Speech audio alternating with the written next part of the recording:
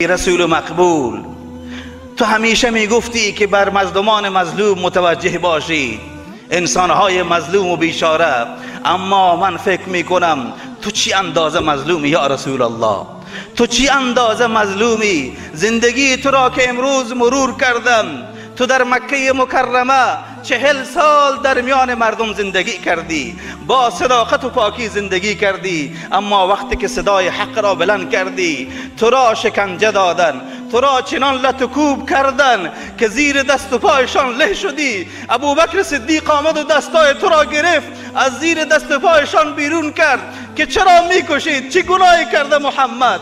تو را بیرون آورد.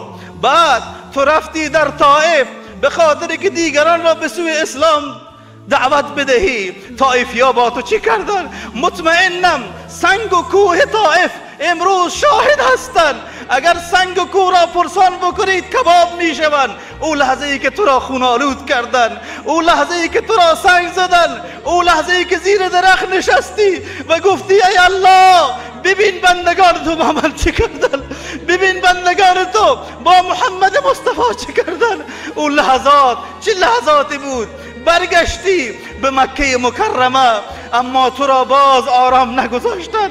دشمن نقشه قتل تو را کشیدن. محمد مظلوم باز مکه مکرمه را ترک کردی، خانه کعبه را ترک کردی، صدا کردی روی کوی مکه مکرمه بالای خانه کعبه که ای کعبه تو چی اندازه زیبایی و خوشبویی، اما به خاطر جفای این قوم تو را ترک می کنم. رفتی مدینه منوره، تو را در مدینه آرام نگذاشتن. در غزوه احد با تو چه کردن؟ کاکای تو برادر رضایی تو را تکه تکه کردن. در غزوه احد با تو چه کردن؟ تو را خون آلود کردن. حضرت علی رضی الله تعالی عنه می فرماید پیامبر چنان خون ریزی کرد که نمی توانست از جای خود بلند بشود، اما دعای بد نکردی، فقط گفتی کیف یفلح قوم غضبوا وجه نبیهم. گفتی ای خدا قومی که پیامبر خود را به این عار و روز رساندن چطور او قوم کامیاب می شوند؟ تو را خون آلود کردن، بازم دعای بد نکردی، بعد از او بازم دعوت کردی و کردی. همون کسانی که در غزوه احد بر تو تیر اندازی کردن، ابو سفیان و خالد را تو با دعاهای نیمه شب خود دعوت دادی، تو با زجه ها و ناله های نیمه شب خود همون خالد را که بر کوه بلند شده بود در مقابل تو و همون ابو سفیان که علیه تو نعره میزد همونها را دعوت کردی، در نیمه های شب دعا کردی اللهم اهد قومی فانهم لا یعلمون. گفتی یا الله این قوم من نمیداند، اینها را هدایت کن. تو دعا کردی تا اینکه بالاخره به روزی رسیدی که از دنیا رفتی، به روزی رسیدی که از دنیا رفتی، آن روزی که مدینه را تاریک کردی، آن روزی که صحابه کرام را کباب کردی. ای کاش دشمنان اسلام با رفتن تو قدر این چراغ نبوت را می‌دانستند، قدر این خورشید زندگی را می‌دانستند. تو از دنیا رفتی با هزاران آرزو، با هزاران آرمان، با درد و اندوه به زیر خاک رفتی، با شکنجه و آزار به زیر خاک رفتی، با آه و دردی که دشمنان از کجای درد تو بگم پیامبر.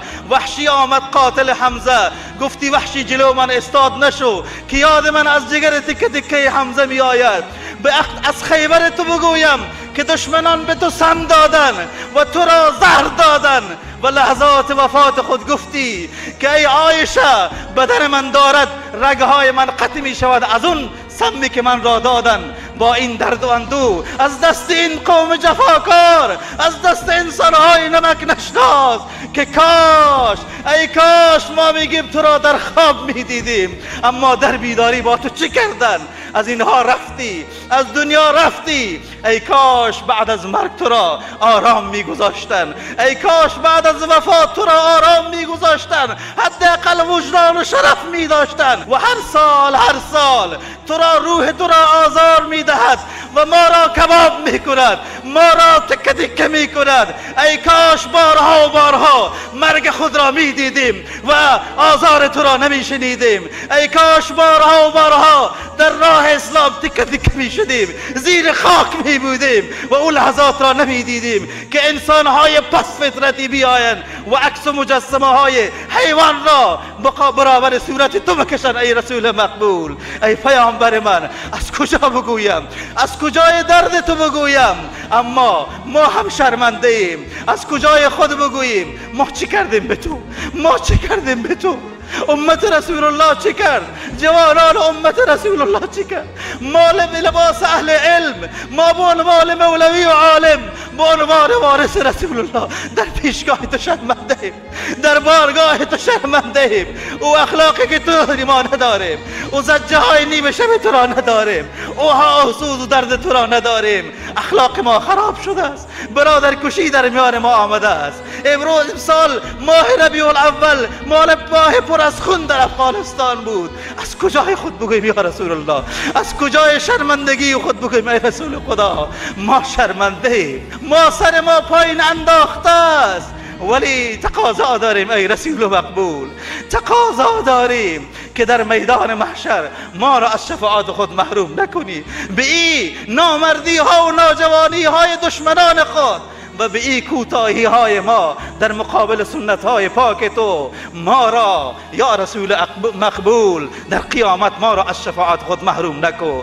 اما دردی داریم که 1 سال هست به خاطر که ما قدر تو را ندانستیم الله متعال امت اسلامی را مجازات کرده و ما نتوانستیم مدینه منوره برویم. حج از ما گرفته شده است. تمام دار و ندار ما این بود که سالی 1 بار بیایم به دینه تو، سالی 1 بار در و دیوان مدینه را بوی بکنیم، بلکه بوی محبوب به مشام ما بیفتد. اما حج از ما گرفته شد، عمره از ما گرفته شد، دیدار تو از ما گرفته شد، بوی تو از ما گرفته شد. ای رسول مقبول، ای رسول الله صلی الله علیه و سلم، در مقابل این همه خوبی های تو و این همه جفای خود ما شرمنده ایم. یا الله، یا الله، به برکت حضرت رسول الله صلی الله علیه و سلم ما را اصلاح بگردان، دشمنان اسلام را هدایت بگردان و ما را اصلاح بگردان.